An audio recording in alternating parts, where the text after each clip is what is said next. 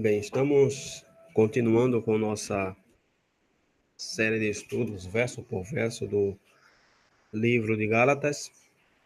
Estamos hoje no capítulo 2, já vimos o versículo 1, né, semana passada, já estudamos alguns capítulos também, alguns versículos do capítulo 1.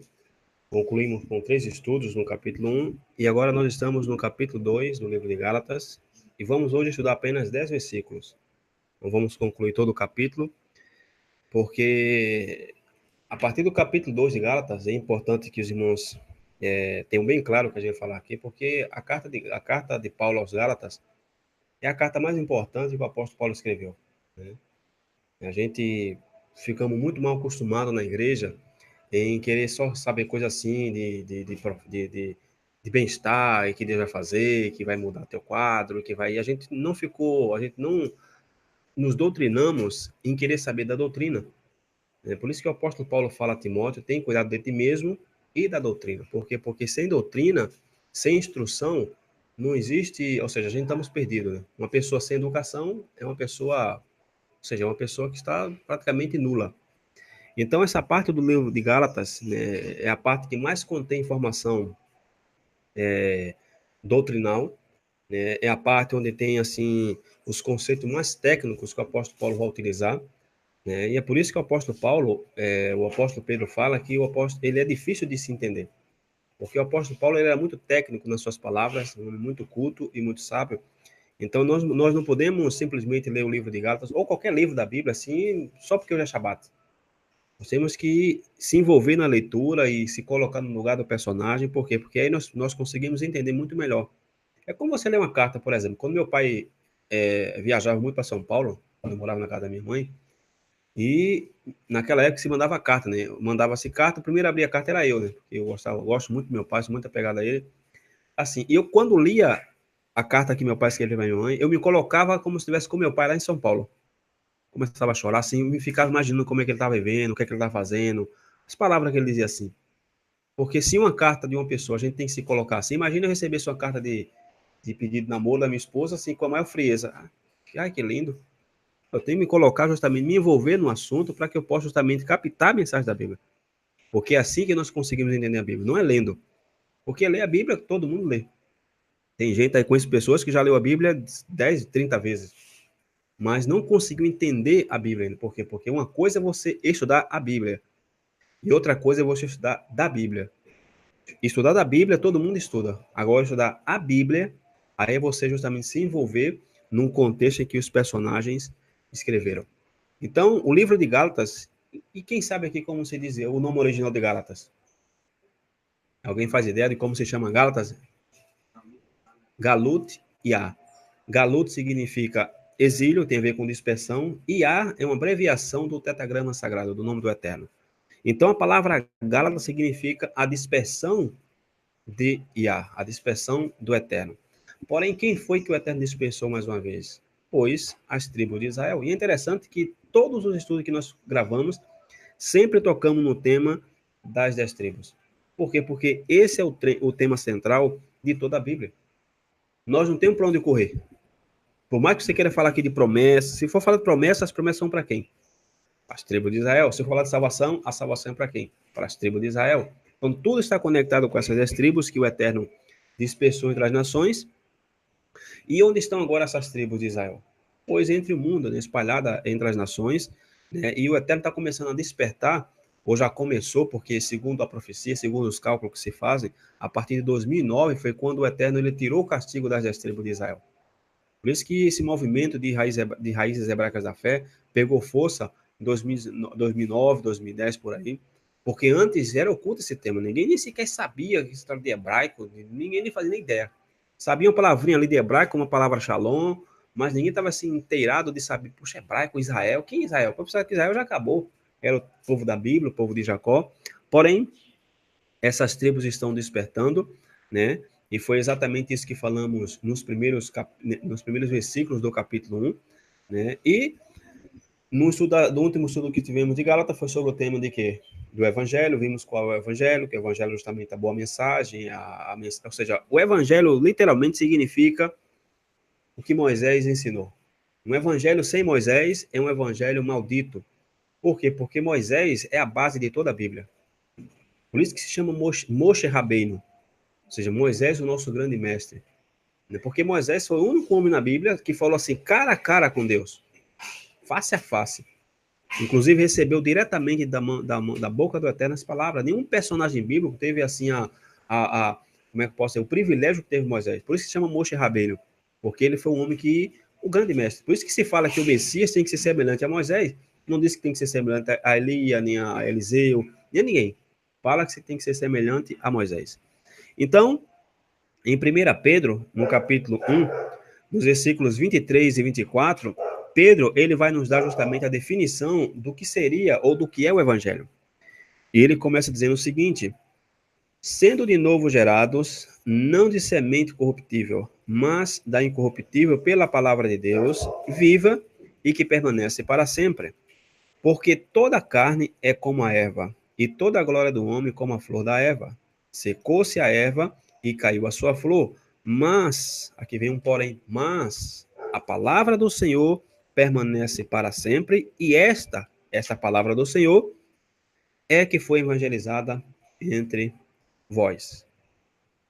Então, aqui, o evangelho justamente é a mensagem da Escritura, ou seja, a mensagem da Escritura foi transmitida a quem? Todos os profetas, quando profetizavam em base ao que Moisés havia escrito. Simplesmente eles reiteravam o que Moisés falou e aplicavam justamente a sua condição atual, ao momento em que eles viviam. Então, o evangelho é justamente a Torá. Né? O evangelho é justamente a palavra do Eterno. Já que a palavra Torá tem a ver, se a gente junta as letras da palavra Torá, é uma coisa assim impressionante, é algo que dá vida. Você se relaciona com várias coisas, com caminho, com vida. Por isso que o Messias fala que eu sou a porta, eu sou o caminho, eu sou a verdade, né? Eu sou o pastor, porque todos esses títulos são relacionados à palavra de Deus. A palavra do Eterno é o caminho pela qual nós devemos seguir, a porta pela qual nós vamos entrar no reino. Então, o evangelho é justamente o que foi transmitido a Moisés, que infelizmente se perdeu esse conceito dentro do cristianismo. Então, a mensagem simples do evangelho e que muitas pessoas não entenderam, pensam que o evangelho é só porque Jesus morreu e ressuscitou. Isso é muito fácil. Isso aí qualquer pessoa sabe que Jesus morreu e ressuscitou. Porém, a gente viu no último estudo que tivemos que Paulo usa um versículo, por exemplo, que nós temos que obedecer o evangelho. Então, se o evangelho é crer que Jesus morreu e ressuscitou, em que eu vou obedecer isso aí? Não tem o que obedecer. Isso significa somente acreditar. Então, infelizmente, as pessoas, né, o cristianismo e muitas religiões, ou o Ocidente em si, em sua grande maioria, rejeitou a palavra do Eterno, fizeram seus próprios dogmas, suas próprias tradições, né, suas próprias doutrinas, e isso nós vimos justamente na primeira parte. E no capítulo 2, vamos saber aqui quem é que tem autoridade hoje em dia para se ensinar a palavra de Deus. Porque muitas pessoas julgam que hoje em dia a autoridade para se ensinar a palavra de Deus vem dos judeus. Biblicamente falando, é dos judeus. Porém, vamos saber que o Messias tirou essa responsabilidade dos judeus, ou seja, inclusive o profeta Osés já havia profetizado, como ele rejeitaram justamente a palavra do Eterno, o Eterno iria tirar o sacerdócio dele.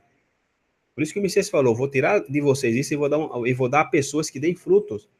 Então, justamente por isso que Hebreus fala de uma transição de lei, de sacerdócio de Arão e Levi, para o de Melquisedeque, ou seja, houve uma transferência, tirou o poder de autoridade de transmitir a palavra de Levi e deu justamente a Melquisedeque. Então vamos saber aqui a quem foi dada essa autoridade, foi dada justamente aos apóstolos. Os apóstolos receberam autoridade para anunciar essa palavra, por isso que se fala a fé dos apóstolos e dos profetas. Então aqui em Gálatas capítulo 2, a partir do versículo 1, diz o seguinte: depois, passados 14 anos, subi outra vez a Jerusalém com Barnabé, levando também comigo Tito. Versículo 2 disse: e subi por uma revelação e lhes expus o evangelho que prego entre os gentios, e particularmente aos que estavam em estima, para que de maneira alguma não corresse ou não tivesse corrido em vão. Ou seja, e veja que coisa interessante aqui, porque primeiramente aqui se menciona Tito. Né? E no versículo 3, ele diz assim: mas ainda nem Tito, que estava comigo, sendo grego, foi constrangido a circuncidar-se. E é interessante que as pessoas pegam essas passagens de Paulo, tá vendo que os gentios não são obrigados a se circuncidar, porém, se a gente sabe que o evangelho é a Torá, e é que fala que Paulo andava pregando entre os gentios, então o que é que Paulo ensinava aos gentios? Pois a Torá, e a circuncisão faz parte da Torá. Não é o único mandamento, mas faz parte. Então, Tito era grego, né? E aqui Paulo está dizendo que ele ensinava entre os gentios, porém que ele não obrigava os gentios a fazer a circuncisão. E aqui é onde entra justamente toda a controvérsia do tema da circuncisão, porque realmente nós hoje somos gentios e não precisamos da circuncisão. Eu não sei que medo é esse que o povo tem, os homens, principalmente, que pisam no diabo, massacram Satanás, determina Deus no culto, eu te ordeno, o Senhor, nessa noite, que tu desça fogo do céu e cura essa pessoa. Mas tem medo de fazer uma pequena cirurgia. A circuncisão, como se fizesse circuncisão, o homem ia ficar impotente, vai ficar... Pelo contrário, você é muito difícil ver numa reportagem aí, um judeu que morreu de câncer. É muito difícil. É o povo que menos tem doença de câncer, é o povo judeu, por conta da circuncisão, inclusive também as mulheres. Porque, segundo os médicos, é um benefício tanto para o homem quanto para a mulher, a circuncisão. Porque o Eterno sabe o que faz. O Eterno não vai fazer a circuncisão simplesmente porque, ou seja, porque ele fazia a circuncisão. E por que ele não nos fez circuncidado já? Porque pediu para eu escolher a circuncisão? Porque sou eu que tenho que decidir. É eu que tenho que tirar a barreira, né? Já que a palavra circuncisão, a palavra prepúcio, tem a ver com barreira. Então, aqui nós temos que fazer justamente, ou entender justamente essas questões aqui, né, esse tema importante de controvérsia, o que é a circuncisão, né, em que consiste a circuncisão, de onde foi instituída a circuncisão e quem foi que instituiu a circuncisão. Porque uma coisa que a gente tem que aprender, e as pessoas que nos acompanham através da internet, e depois, posteriormente, quando o vídeo já fica gravado, é que a gente não pode entender a Bíblia pelo que disse Ciclano, Beltrano. A gente tem que entender, a gente tem que seguir a Bíblia pelo que disse a Bíblia, não pelo que disse Martinho Lutero, Justino Marte, Rabino Yosef, enfim, nós não temos que seguir a Escritura por esses homens. Temos que seguir o que disse a Bíblia. Porque se a Bíblia disse que o céu é azul, eu não posso dizer que o céu é vermelho. Ah, porque o pai da igreja falou que ele viu uma visão e o céu não é esse céu, o céu é vermelho.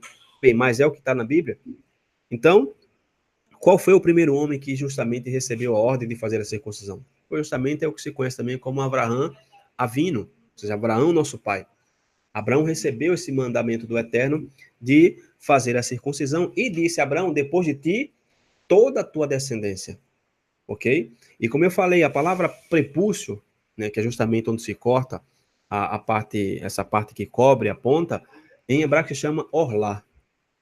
Orlá significa barreira, significa uma barreira. Por isso que, primeiramente, antes da circuncisão do prepúcio, se a gente, por exemplo, ler, vocês quiserem ler depois, aí em casa, depois do estudo, Deuteronômio 10, se eu não me engano, verso 16 por ali, fala que se tirai o prepúcio do vosso coração. Como é que eu vou tirar o prepúcio do coração se o coração não tem prepúcio? Então, por que é o que está dizendo? Tirar a barreira do vosso coração, porque se eu tirar a barreira do meu coração, eu vou observar todos os outros mandamentos que me compete, que cabe a mim. Então, circuncisão, né, tem a ver justamente com cortar, ok? Brit milá, Brit tem a ver com o quê? Com um pacto, ok? E milá significa o corte. Então, o prepúcio, quando se manda cortar o prepúcio, e do coração também, é essa palavra barreira. Temos que tirar a barreira. Então, a circuncisão na carne é justamente, ou seja, e por que só se manda circuncidar os homens? Porque o homem é justamente a cabeça da casa. Não existe circuncisão para a mulher, existe a circuncisão do coração. O que importa para a mulher que entra numa fé bíblica é justamente o que se conhece como batismo. Isso é o que institui a mulher como uma filha de Abraão. Porém, os homens, como cabeça, têm que circuncidar justamente. Por quê? Porque ele é o responsável de transmitir a palavra de Deus à sua família. Então, ele está tirando a barreira que impedia ele de falar da palavra e está justamente, como se diz assim, de maneira espiritual, o prepúcio representa o quê? Você tirar fora tudo aquilo que te limita, tudo aquilo que te impede de você servir ao Eterno. Porque não adianta nada também eu ser circuncidado fisicamente, na carne, e não ser circuncidado no meu coração. Por exemplo, tem muitos judeus pelo mundo afora, né, que são judeus porque são judeus, são circuncidados porque nasceram dentro da cultura judaica, porém não seguem a Bíblia.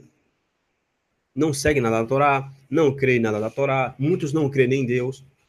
Muitos, por exemplo, já se fantasiaram demais com questão de religião, já tem Deus lá em segundo plano, primeiramente é metafísica, enfim, um monte de coisa para se chegar a Deus. Então, nesse sentido, não vale a circuncisão física, porque nesse sentido. Agora, primeiramente, eu tenho que circuncidar meu coração, porque se meu coração está circuncidado, os demais mandamentos virão como consequência. Então, Abraão é chamado a fazer o quê? Um pacto com o Eterno, né? E ser guiado pela sua espiritualidade. Por quê? Porque Abraão antes não era um homem espiritual. Porque se tirar o limite, se circuncidar o prepúcio, é justamente tirar a barreira, então Abraão justamente era um homem carnal. Então implicava justamente Abraão tem que fazer esse pacto. E o que é que implicava esse pacto? Pois ele tinha que tirar todas as suas paixões, tudo aquilo que lhe prendia na Babilônia, ali onde ele morava, em um dos caldeus, tudo aquilo que, segundo o Talmud, Abraão já era um pouco assim, já meio grosso com a religião da sua família, já não gostava muito. Tem um relato que se conta os rabinos que Abraão chegou um dia e quebrou todos os santos que o pai dele fazia de imagem, ele dizia que aquilo não prestava. Enfim, Abraão já tinha um tipo de um vestígio de que era alguém que queria uma espiritualidade com um ser supremo, não com várias coisas, né, que foram feitas pelos homens.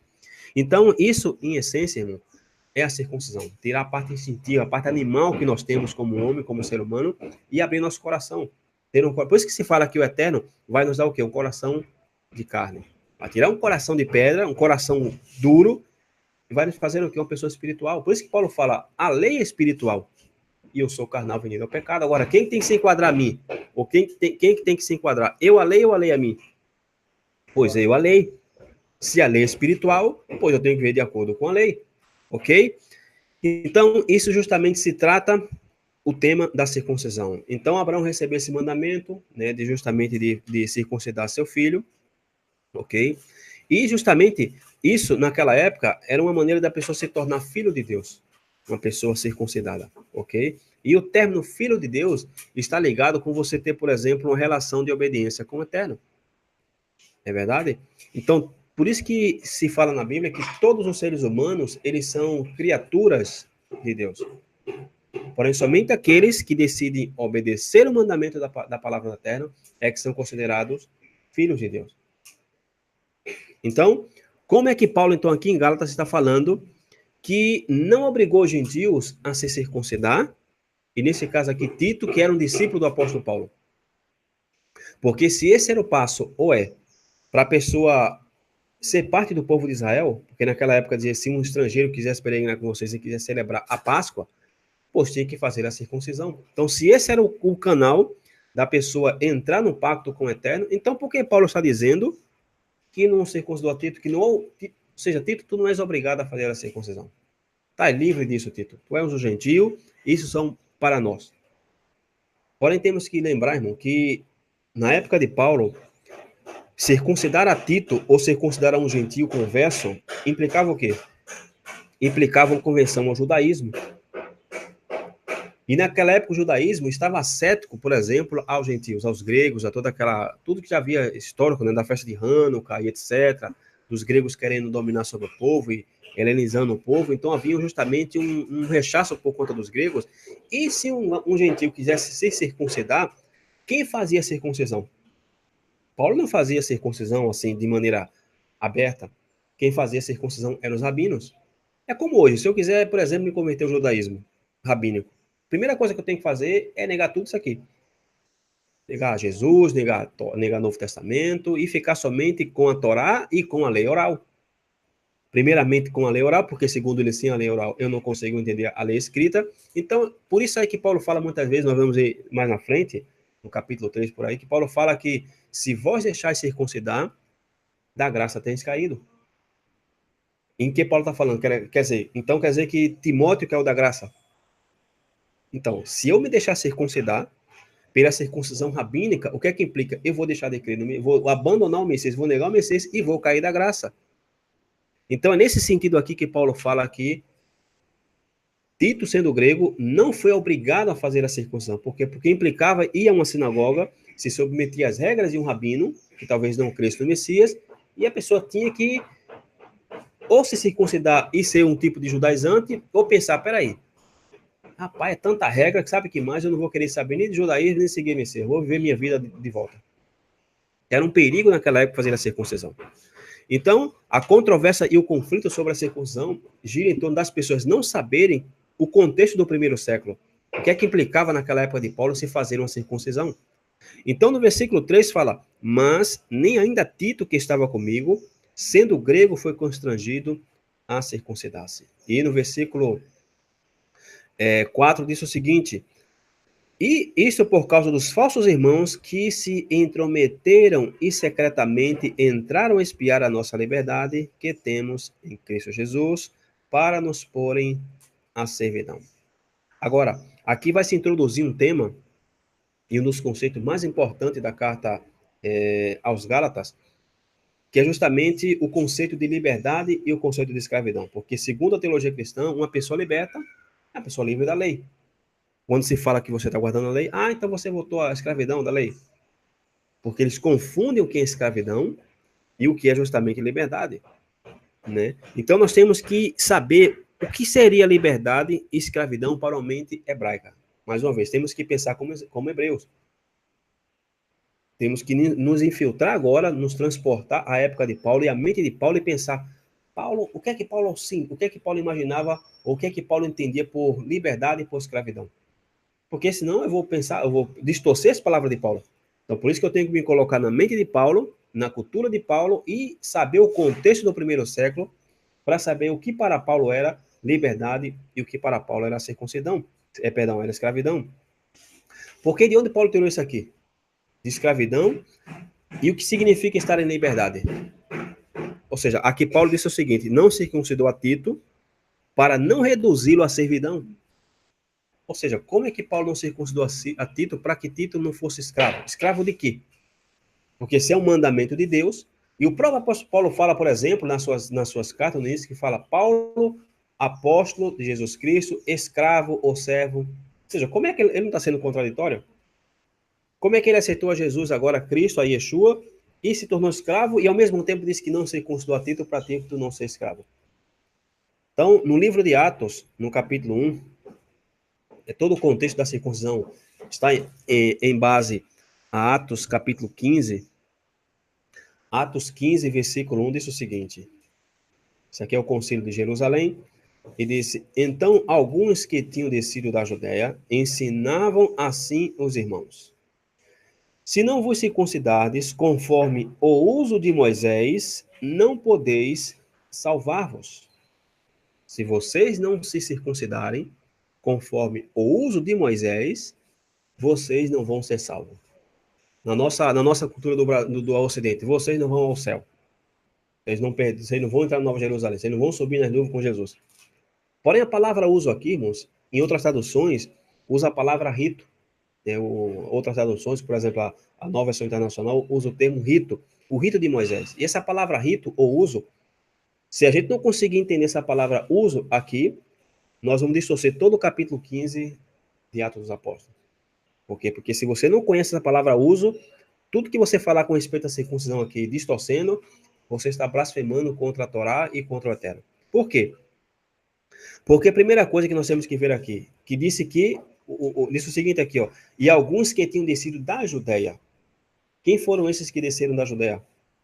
Pois, justamente, os conversos, os judaizantes da época, porque um rabino não vai atrás de gentio para falar, ei, vem cá, se circuncida. Pelo contrário, a gente dificilmente vê um judeu na rua por aí. É como você vê pé de cobra. Difícil você ver um judeu na rua. Muito, muito raro. Então, como é que o judeu naquela época que não queria aceitar os gregos, os gentios, sai em busca dos gentios? Ei, se circuncida. Quem propagava a circuncisão nessa época aqui eram os judaizantes. Os gentios que se converteram e agora queriam ser mais judeus que os próprios judeus. Então, justamente, naquela época também, havia um rechaço, como eu acabei de falar anteriormente, por parte do judaísmo rabínico, por conta dos gregos. Por quê? Porque já havia um alarme em Jerusalém, né, de que uma multidão de gentios estava chegando, ou seja, que estava se introduzindo a fé de Israel, a fé de Abraão, de Isaac e de Jacó. Ou seja, a fé relacionada com o Messias, irmãos, é uma fé relacionada com o quê? Pois com as sinagogas. Por quê? Porque naquela época, se você quiser saber do Messias, onde é que você tinha que ir? Pois na sinagoga. Independentemente se tinha judeus que criam ou creram ou não, era tudo junto, os que creram e os que não creram. Não tinha essa bobagem de, eu não vou na congregação do irmão lá, porque lá é diferente, lá eles não usam talita, ou eles não usam isso aqui, ou eles não têm barba. Lá não tinha esse negócio não, naquela época. Ia todo mundo na mesma sinagoga. Tanto é que o Messias ia na própria sinagoga que rejeitavam ele. Não importava se rejeitava, era todos irmãos. Então, havia já justamente um rechaço e um alarme, porque todo mundo que cria no Messias, onde é que ia? Aprendendo a Bíblia? Na sinagoga. E os membros da sinagoga já estavam assim muito enojados, assim, muito acépito assim com os gentios. Nojo, com medo de todo o precedente que havia justamente no tempo dos Macabeus, de tudo aquilo que fez Antíoco Epífanes, Antíoco Epifânio, tudo aquilo que aconteceu, a luta dos Macabeus por manter a Torá. Então, os hebreus já não queriam aceitar os gentios na sinagoga. Por quê? Porque a própria Torá proíbe, irmão, de uma pessoa da fé se casar com quem não é da fé. Isso é um mandamento também para nós. Eu sei que é difícil para as pessoas, por exemplo, que. E agora, vamos me casar com quem? É difícil, mas não é impossível. Porque se eu guardo o Shabat, por exemplo, como o dia de hoje, e eu me caso com uma mulher que gosta na sexta-feira de dar umas voltas pelos bares aí fora, ou seja, como é que vai ficar nos dois? Então, veja a confusão. Ou eu vou me render a ela e vou deixar a Bíblia, a Torá, ou ela vai se render a mim, que é muito mais difícil, é mais fácil eu me render a ela, porque eu já conheci ela assim, né? Fui eu que fui em busca, eu sabendo das consequências, então é mais fácil eu entrar no jogo dela do que entrar no meu jogo. Então, por isso que se proíbe o casamento misto dentro do povo de Israel. Não se pode, por isso que Paulo fala, não vos unais em um jogo desigual. Porque que comunhão tem a água com o óleo, a luz com as trevas? Não tem nenhum sentido você estar aqui no sábado, guardando o sábado, e, por exemplo, você se casou com uma pessoa que está em si, no quarto, tomando cerveja, fazendo pagode, e você querendo guardar o Shabat. Você sabendo, uma coisa é você entrar na fé, já morando com a pessoa. Outra coisa é você, na fé, se casar com uma pessoa assim. Por isso que ele está proibido. Então, o que é que pensava as famílias dos judeus, tendo esse mandamento em mente, que não se podia se casar com mulheres ou com homens de outras nações, já não sendo o próprio povo, vindo uma bola de gentios, se aproximando dos seus filhos, das suas filhas, eram criados justamente nos conformes da lei, não podiam comer certas coisas, não tocar. Existia justamente uma lei que chama a lei de Muxê, que você não pode tocar em certas coisas. Imagina tocar no gentio. Imagina eu como judeu naquela época, por isso que eu estou falando aqui, que a gente tem que se colocar na mente do povo hebreu do primeiro século. Vinha aquela bola de gentio, eu com a minha filha bonitinha ali, toda arrumadinha, eu via o meu filho aí, de repente vinha aquela menina da Grécia, olha a Grécia, dos Coríntios, que era como se fosse Las Vegas hoje, uma cidade totalmente prostituta, e vinha para a sinagoga querer chavecar meu filho ou chavecar minha filha. O que um judeu ia pensar nisso aí? Esse cara vai desviar minha filha da fé. Ou seja, você começar a pensar, cara, esse cara pratica todo tipo de orgia. Vai querer fazer a mesma coisa com meu filho ou com a minha filha. Então havia um rechaço por parte do judeu de não querer os gentios ali. Então via justamente Paulo, principalmente os apóstolos, pregando a fé deles, de Abraão, de Isaac e Jacó, e vindo um monte de gentios ao templo. O que é que se fez no judaísmo na época? Criou uma parede no templo, a parede de separação, e disse, essa área aqui é dos gentios. Ou seja, havia uma parede onde havia um letreiro que dizia que se o gentio passasse dessa parede para cá, se ele morresse, ninguém do outro lado da lei do judaísmo era responsável. Ou seja, havia um alerta, vocês ficam aí, mas se vocês passarem para cá, vocês se morrerem, se a gente matar vocês, de repente alguém que puxou um pé aí, você botou o pé para tocar e me desse a cabeça no chão, morreu, não somos responsáveis. Então, por isso que se fala justamente que o Messias derrubou essa parede. Porém, esse é outro tema. Então, muitos rabinos viam o apóstolo Paulo, venham gentios, venham Efésios, venham gregos, venham não sei quem, venham Colosso. Vocês são parte do povo de Israel e vendo suas filhas criadas justamente no rigor da lei e mais o rigor da tradição oral deles, e de repente entregar sua filha de bandeja a um iníquo, a um perro, né? Se chama em hebraico, a um cachorro, um cão, que é o que se chama dentro do judaísmo a um gentil. Então, por isso que diz aqui, ó, que alguns que tinham descido da Judéia ensinavam assim os irmãos, se não vos circuncidades conforme o uso de Moisés, não podereis ser salvos. Ou seja, vocês não podem ter salvação se vocês não fizerem a circuncisão conforme o rito. Agora, a palavra rito, que aparece aqui, a palavra uso, em grego, é uma palavra que significa hábito, significa forma e significa costume. Então, o que é que está dizendo aqui? Se vocês não circuncidados conforme o costume, ou o hábito, ou a tradição, vocês não podem ser salvos. Agora, que tradição era essa? Porque na Torá não se especifica como foi que Moisés fez a circuncisão.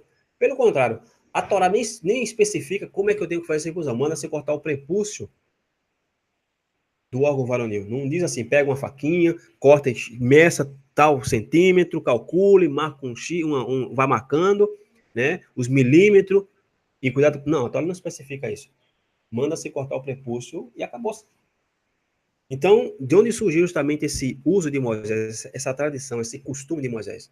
Pois, o que aconteceu? Isso foi um procedimento cirúrgico que foi inventado na época dos Macabeus, na época da cultura grega, em que, daquela página branca, não sei se na Bíblia de vocês tem, entre Malaquias e Mateus, existe uma página branca.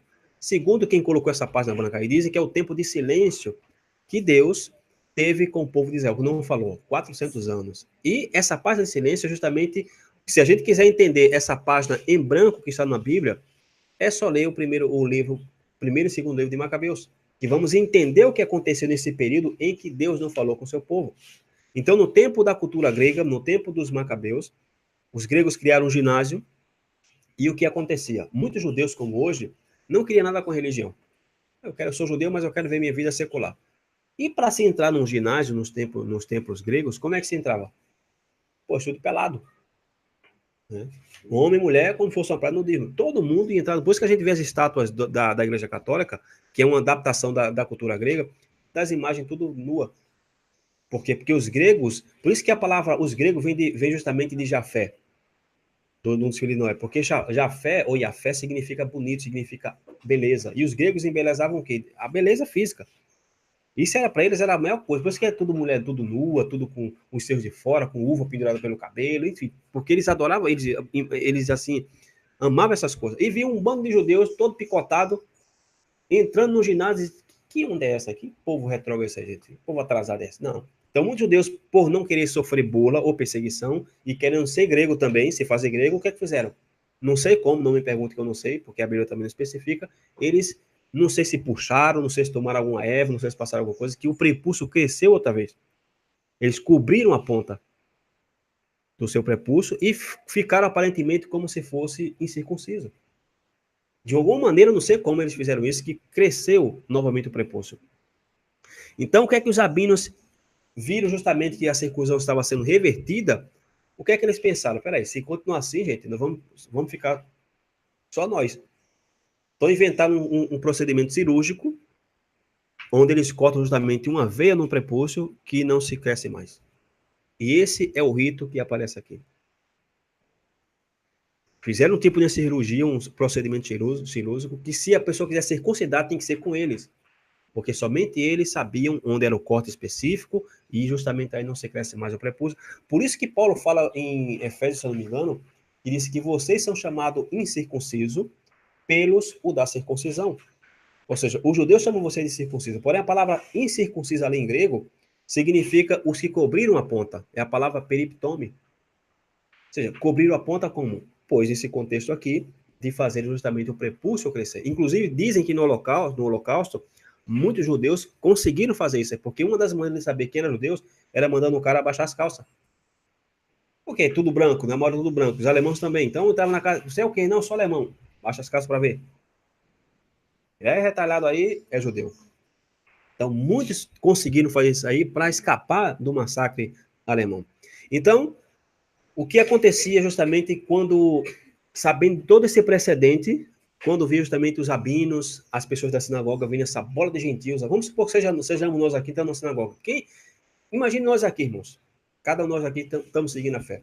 De repente, nada contra, mas de repente chega aqui um cara assim, todo tatuado, assim, com umas caveiras nos braços, assim, umas fotos do tipo de demônio por aí, todo assim, cura, assim, meio vermelho, assim. Nós fica, venha bem-vindo, meu filho. Ai, que maravilha você está conosco. Todo mundo ficar aqui com a pulga atrás da orelha. Pai, nós estamos aqui com um olho no padre da missa. Assim nós somos nós. Assim também nos judeus. Eu tenho certeza aqui, tirando nós homens aqui, se entrasse agora, de repente, começasse a frequentar aqui uma ex-mulher da vida, uma ex-prostituta aqui, eu tenho certeza que todas vocês mulheres iam ficar com o pé atrás. Pai, agora o bicho pegou. Ainda mais se for bonita. Agora danou-se. Por isso que Paulo disse em 1 Coríntios 11, usem véu. Porque o sinal de prostituição naquela época era rapar a cabeça. Então, como entrava um prostituto no templo, na sinagoga, na congregação, dizia, ih, rapaz. Então já podia haver briga entre mulher e marido, olhar para o lado assim, o cara não podia olhar, tinha que ficar assim, ó, orando para que o culto acabasse, meu Deus. Porque se olhasse o lado assim, talvez visse um tapa-mosca na cara. Fazer a circuncisão no pescoço. Não, arrancar, ó, a circuncisão do olho. É arrancar o prepúcio do olho. Então, imagine também entrar aqui agora, de repente, um galã de novela aqui. Começar a se enfitar por aqui, um bonitão de olhos azuis, forte, 2 metros de altura. Eu, como um, quero ficar aqui. Ficar também com o pé atrás. Peraí, que tá nada. E saber que o cara era da vida, o cara trabalhou do Gogoboy, sei lá do que foi, disse, rapaz, vamos dar umas férias na congregação. Vamos fazer um retiro. Chegou um saúde da vida. Então, essa era a cultura da época, mano. Viu os judeus seguindo a Bíblia, a Torá direitinho, e viu um monte de gentios cheio de seus costumes pagãos, porque com quem esses gregos iam se casar? Pois, com os judeus. Eles não eram da fé? Eles iam casar com eles. Então, justamente em consequência de que estavam revertendo a circuncisão, então esses rabinos começaram a regular alguns procedimentos sobre a circuncisão, e esse justamente é o rito que se fala aqui de Moisés. E por isso que Paulo fala justamente em Filipenses, eu acho que eu tenho por aqui anotados, Filipenses capítulo 3, versículo 2 e versículo 3 disse, guardai-vos dos cães, guardai-vos dos maus obreiros, guardai-vos da circuncisão. Agora, irmãos, pergunta, Paulo aqui está falando aqui da circuncisão ou de um grupo de pessoas? Pois de um grupo de pessoas. Porque como é que eu posso me guardar da circuncisão? Isso é um mandamento. Aqui está falando aqui de uma pessoa, por quê? Porque ele vai dizer aqui, guardai-vos dos cães. Cães é uma referência aos gentios. E disse, guardai-vos dos maus obreiros, falando de pessoas aqui. Então, como é que ele fala de pessoas aqui? Ele introduz aqui o mandamento, guardai-vos da circuncisão. Não, guardai-vos de quê? Daqueles que são circuncidados e querem obrigar vocês a viver conforme o costume pela qual eles vivem. E disse o verso 3, porque a circuncisão somos nós, que servimos a Deus em espírito e nos gloriamos no Messias Yeshua e não confiamos na carne. Então, mais uma vez, os cães é um término pejorativo dentro do judaísmo para se usar para os gentios. Por isso que o Messias falou, não lancei as vossas pérolas aos porcos e nem as coisas santas aos cães. E o que significa não lançar as pérolas aos porcos? E as coisas santas aos cães? Uma coisa, isso serve para a gente, que a gente tem muito contato com pessoas na rua, irmão, é não falar da profundeza da Torá para gentios. Se você está falando o básico para a pessoa e ela está rejeitando, então para que você vai querer falar dos segredos, das pérolas da Torá para uma pessoa que vai pisotear? Porque um porco não gosta de pérola. Gosta de bolota, gosta de ervilha, de lama. E um cão, ou seja, e as coisas, o que é santo para a Bíblia? O mandamento é santo, justo e bom. Então, como é que eu vou dar as coisas santas a um gentil? Se ele não está querendo saber justamente de obedecer a Deus. Ah, que nada. Aí eu vou querer explicar, por exemplo, a gematria, porque sabia que se você contar 49 letras na Torá, vai aparecer a palavra Tav e por aí você vai. Isso são pérolas, irmão. Essa pessoa vai pisotear. Você vai falar uma hora assim e ela está pensando que esse cara não cala a boca, não. Ou seja, por isso que o Messias falou, não lancei as vossas pérolas aos porcos. Falamos o básico. Não quer ouvir o básico, se o cara não quer ouvir o básico, vai querer ouvir o mais pesado. O mais pesado é para quem realmente já... O alimento sólido, Paulo fala, para quem já está firme na fé. O leite é para quem está entrando agora. Irmão, eu quero saber sobre trindade, sobre essas coisas. Um dia chegamos lá, irmão. Temos um vídeo no canal, estudo por aí devagarzinho. Não vamos entrar nesse tema agora, porque de repente você joga uma papa quente na boca de um menino, ele não vai querer comer mais.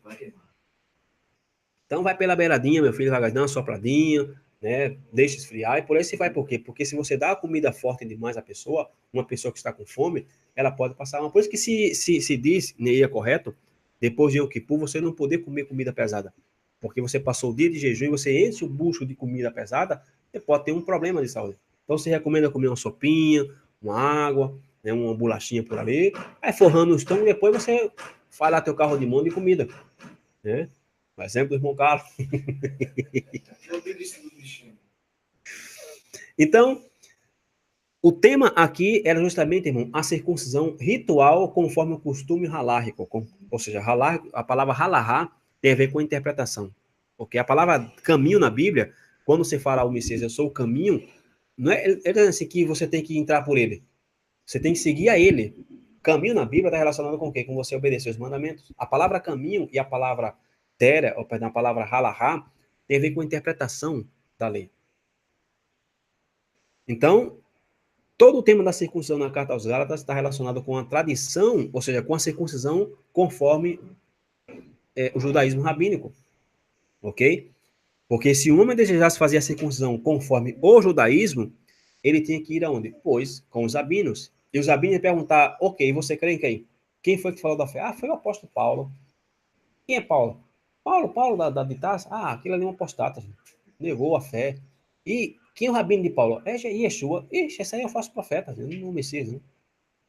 E como é que ele é o Messias? Cadê as tribos? E começava a iludir os gregos, os gentios não sabiam de nada. Esse, rapaz, é verdade mesmo. Então a pessoa acabava caindo da fé.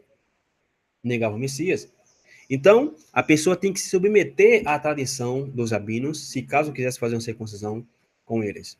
Então, isso é exatamente o que estava acontecendo aqui em Atos capítulo 15, que disse que alguns da Judéia desceram, dizendo para esses conversos se circuncidarem conforme o que? O uso, o rito, a tradição que inventaram em base à circuncisão. Se a pessoa não se circuncidasse assim, ela não era salva. Por exemplo, eu sou circuncidado, mas se eu quiser me converter ao judaísmo, a minha circuncisão não vale. Eu vou ter que passar pelo rabino e vai ter que dar um pequeno corte em mim para sair sangue outra vez. Para dizer que ele me circuncidou, eu já sendo circuncidado. Ele vai lá dar um cortezinho pequeno, tira o sangue, porque o sangue implica pacto, e dizer que foi circuncidado conforme justamente a tradição.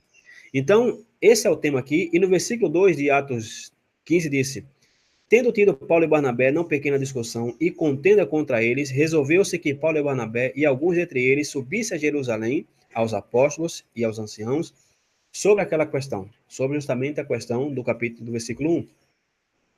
E eles, sendo acompanhados pela igreja, passaram pela Fenícia e por Samaria, contando a conversão dos gentios e davam grande alegria a todos os irmãos. E o que é uma convenção? O que significa se converter? Porque a gente diz, não vai se converter. Convenção, na mente de um judeu, é se converter ao judaísmo. Porque nesse que é a palavra judaísmo, a palavra é Yahadut, né? Tem justamente com um testemunho do eterno. Ou seja, judaísmo bíblico é você testemunhar o eterno. É você ser testemunha do eterno. Por isso que Paulo fala que não é judeu o que é no exterior, senão de coração. Por quê? Porque a palavra judeu, do verbo vem da palavra todá, de agradecer, é uma pessoa que vai manifestar os atributos do eterno. Porque a palavra Judá está relacionada com o nome do eterno. Então, cada judeu, ele está justamente manifestando os atributos do eterno às pessoas. Então, isso é a convenção. É o judaísmo bíblico. Né? O Yahadut, como se conhece. E o que o Messias disse aos discípulos? Façam discípulos de todas as nações. Ou seja, façam conversos de todas as nações, batizando em meu nome. E o que é batizar? Ou seja, no contexto hebreu, ou seja, a gente, nós estamos numa cultura totalmente diferente. Porém, vocês sabiam que nós estamos nos batizando de forma errada, biblicamente falando? Porque, primeiramente, irmão, se nós vamos ao contexto hebreu do primeiro século e desde a época de Abraão, com que idade se circuncida o menino? 8 dias. E uma criança não pode fazer batismo com 8 dias. Então, primeiro vem o quê? A circuncisão. Falando biblicamente falando. Primeiramente, você vem a circuncisão. Por último, é que vem o batismo. A gente aqui fala o contrário. Primeiro o batismo e nada de circuncisão. Porém, biblicamente falando, não. Se a gente está dizendo que está seguindo a fé dos hebreus ao pé da letra, pois primeiro vem a circuncisão, depois vem o batismo. Infelizmente, não nascemos como judeus, né? Nascemos numa cultura diferente. Porém, eu sempre digo isso, quem tem condição, e muitas pessoas perguntam, não, e agora? Você tem condição de fazer a circuncisão e quer, mas tem fé, pois faça a primeira circuncisão. Se não tem fé, irmão, que você vai se manter fiel ao pacto, porque uma vez que se faz a circuncisão, acabou-se. É a mesma coisa de eu estar namorando com a minha esposa, eu posso desistir a qualquer momento. Olha, não quero mais, não dá certo, eu já vi que tu é complicado, eu também sou. Porém, no momento em que eu coloco a aliança no dedo, assino o papel e até que a morte nos separe, acabou-se. Eu não posso mais estar com a minha saidinha sozinho à noite, não posso estar com certas amizades, não posso estar com certa libertinagem com as amigas que eu tinha. Por quê? Porque agora eu tenho um compromisso. Isso é a circuncisão. Uma vez em que você se circuncida, não se pode voltar mais atrás. Porque se você se circuncida, no caso homem, e no próximo sábado a pessoa estiver num bom preço, no Walmart fazendo compra, ou seja, a circuncisão não vale de nada. É um circunciso tanto da carne quanto de coração. E, no caso das mulheres, mais uma vez, o que importa é simplesmente passar por um batismo. Né? Você faz uma TV lá e a pessoa já ingressa, já é considerada uma judia. Então, o que estava aqui os apóstolos fazendo com os gentios? Estavam batizando esses gentios ao quê? A fé de Abraão, de Isaac e de Jacó.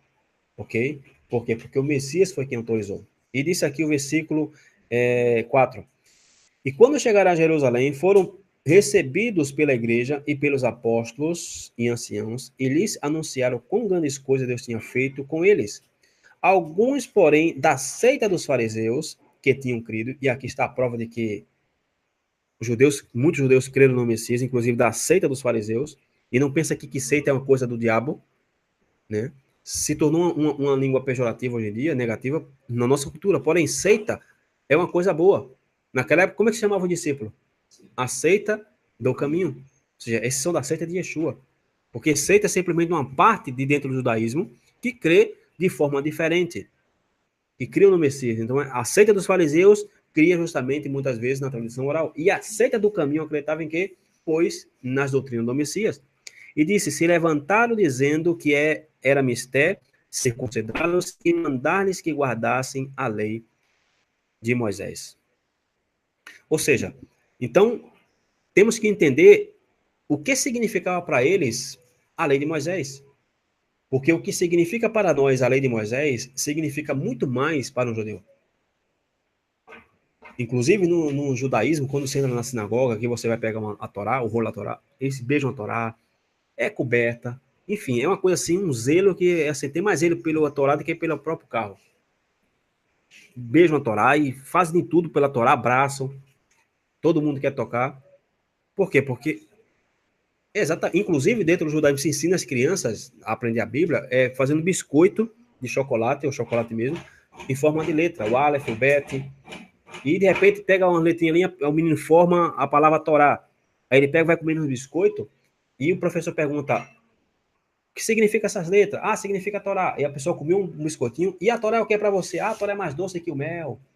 Feito Davi dizia, é assim que se ensina uma criança no judaísmo a aprender a Bíblia. Fazendo biscoitinho de chocolatinho, do que ela gosta, e vai dando para ela comer. Forma uma palavrinha, agora come essa letra. E o que significa a palavra fé para você? Ah, a palavra fé é uma doçura, enfim, qualquer coisa que ele sentiu o sabor do chocolate.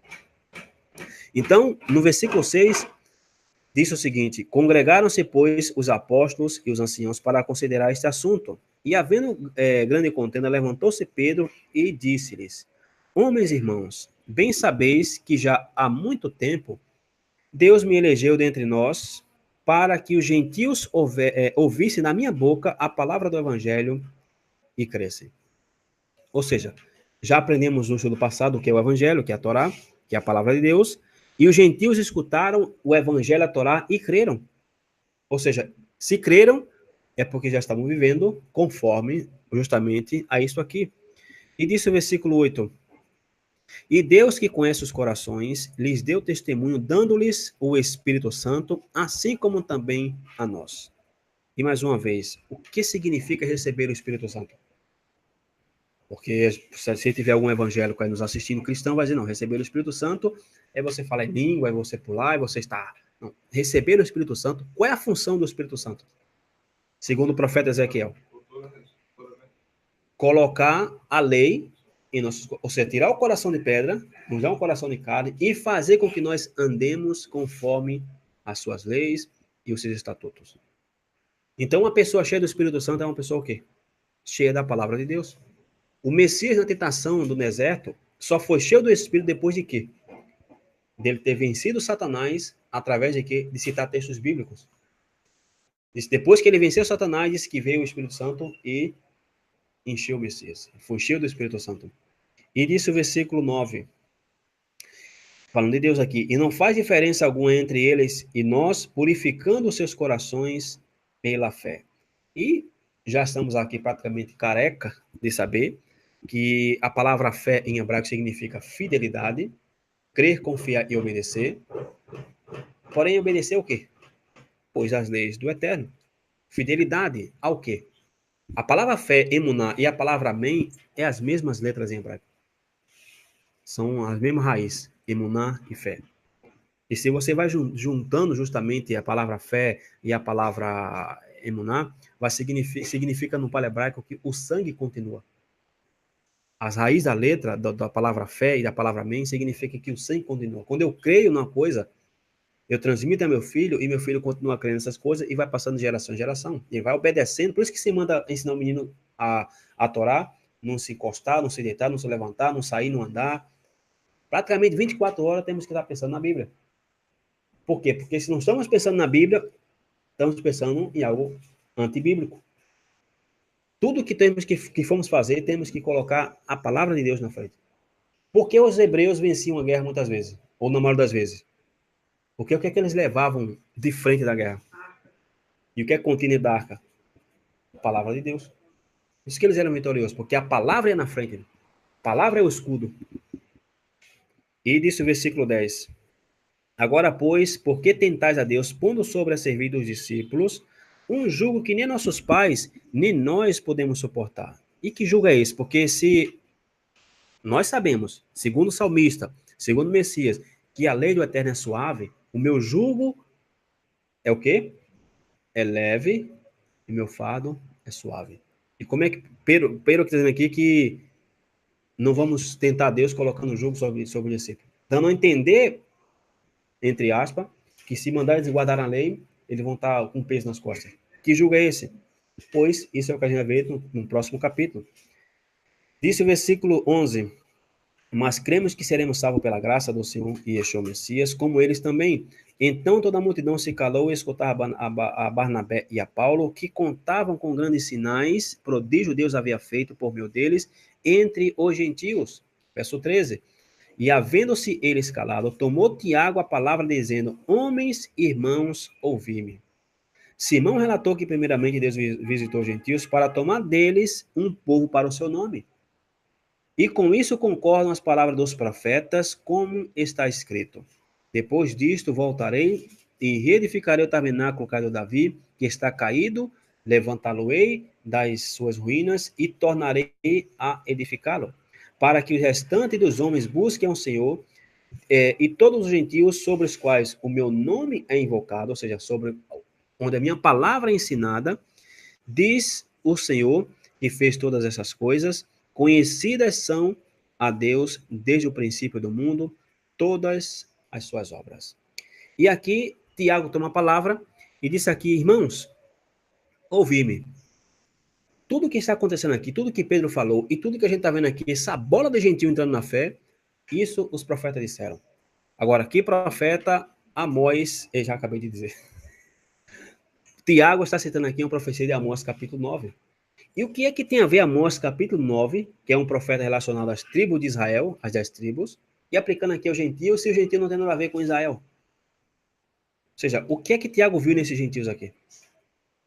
Pois Tiago aqui está dizendo o quê? Que esses gentios são o tabernáculo caído de Davi. Ou seja, eles são as tribos perdidas que estão regressando. Porque o tabernáculo caído de Davi, irmão, não há gentios. Davi reinou sobre as 12 tribos, não foi sobre os gentios. Então, quando o tabernáculo de Davi caiu? Quando as tribos de Israel se dispersaram. Então, agora o Messias estava reerguendo, ok, nos últimos dias, e os gentios aqui, entre aspas, esses conversos aqui, eram para Tiago, ou seja, Tiago, quando via cada gentio, dizia: esse pessoal aí são as tribos de Israel. Porque o que um gentio vinha lá de Éfeso, querer saber da fé dos judeus, já tinha um monte de Deus. Já tinha um ódio do Deus dos judeus, já tinha raiva dos judeus, e para que saber mais de um novo Deus? Ainda mais o Deus dos judeus. Eles sabiam exatamente quem eles eram, porém só precisavam de um empurrão. Estavam regressando à fé. E disse o verso aqui que disse que depois disso, eu reedificarei o tabernáculo de Davi que está caído. Ou seja, Tiago, mais uma vez aqui, está vendo essa profecia de Amós se cumprindo aqui. Porque se você ler todo o capítulo 9 de Amós, irmão, não vai ver nada de gentios ali. É só sobre as tribos do norte, dizendo que Deus iria sarandear as tribos do norte entre nações, como o... Como é que se chama, rapaz? como o homem lá que o crivo, né, que separa o trigo, a palha, quando joga o trigo para cima, a palha vai para o vento e o trigo volta ao céu. As palhas ali é um símbolo das tribos que o vento iria levar. Então, se você ler justamente aqui, irmão, Amós 9, não tem nada de gentios ali, não. É só o povo de Israel. Porém, Tiago aqui diz que todos esses gentios que estavam voltando eram parte desse tabernáculo. Então, para Tiago e para nós agora também, os gentios que vêm a fé, irmãos, são parte do povo de Israel. Por quê? Porque o Messias falou, tem outras ovelhas que não são desse aprisco, a qual me convém buscá-la e agregá-la justamente a esse aprisco, ao aprisco de Judá, e elas ouvirão a minha voz. Ou seja, uma ovelha só conhece a voz do seu pastor. Ou seja, se o mundo há vários pastores, porque se o Messias disse que ele era o pastor, é porque existia outros pastores.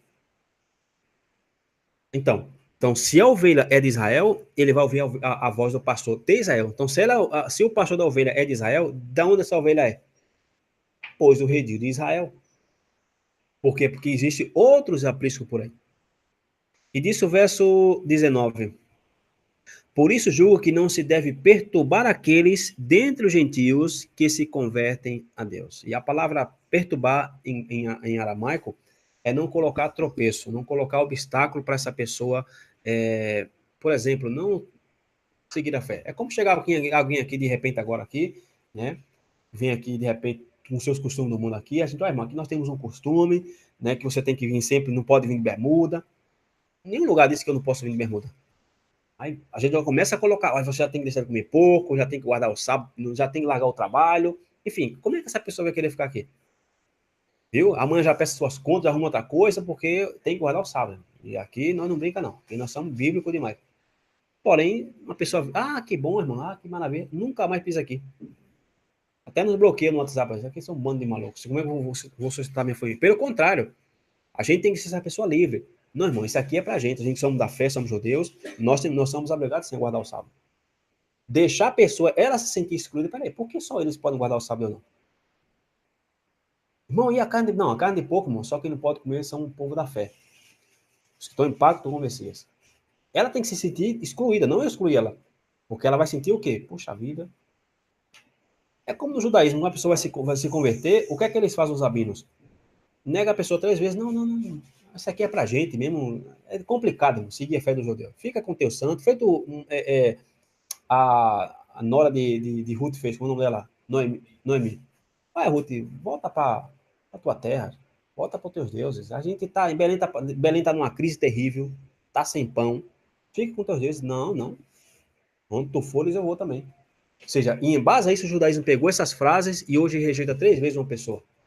Para ver o que está no coração da pessoa. Não fica, vem cá, senta aqui, teu nome vai ser agora Bacoba, e tu vai guardar mandamento, já pega ali a faca para circuncidar, já puxa os peiotes, já dá um que para ele, já se veste de preto, já pega um turbante. Não.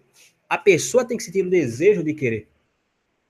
De se sentir, puxa vida, peraí, eu não como todas essas coisas ali. Até porque imagina a gente só comendo comida coxa aqui, e a pessoa traz um pratinho aí, e de repente tem uma feijoadinha.